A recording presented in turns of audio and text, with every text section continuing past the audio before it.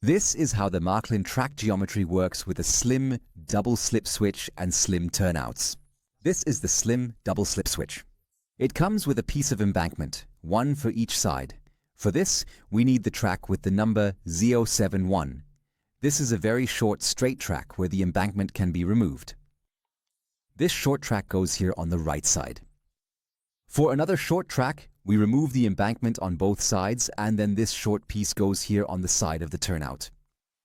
Now comes a third short piece.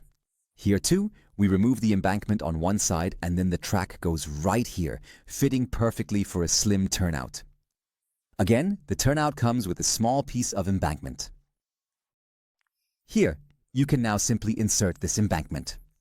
Once you have arrived here and once you have reached the other side, you will be able to proceed. Additionally, you have the option to complete it immediately on the third side, allowing you to observe how well it fits in this particular context. Now, we can connect the two turnouts with the three short tracks. Opposite the curved side of the slim turnout, a track with the number 29 fits. We need that as an extension on the curved sides of the turnouts. Also on the double slip switch. And now we do the same on the other side. We again separate the embankment at the bottom, in the middle, and a third time at the top, and insert the embankment between the short tracks again. That should snap in very easily. Now we need the track with the number 29 again. However, you can also assemble this track length from shorter tracks. A track with 94 mm, another track with 71 mm, and a track with 64 mm. Here you can see once again the imprint with the track number underneath the tracks. Here on the long side, we need two more tracks.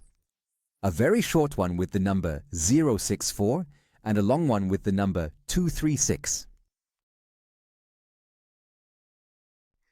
At the top, we also need the track with the number 064 again. This very short one here goes right here, and then the track with the number 229. You can also plan this using Märklin's software. In the software, you can lay out the track and, for example, also plan this track layout. Here, it's what's called a diamond crossing with slim turnouts and a crossing in the middle. Here you can also see all the tracks needed for this section. Additional track plans for download are available on the Märklin website. And tips for setting up the model railway, whether on carpet, hardwood floor, or a fixed base, can be found on Märklin's YouTube channel. We're happy to answer any questions in the comments. Have fun!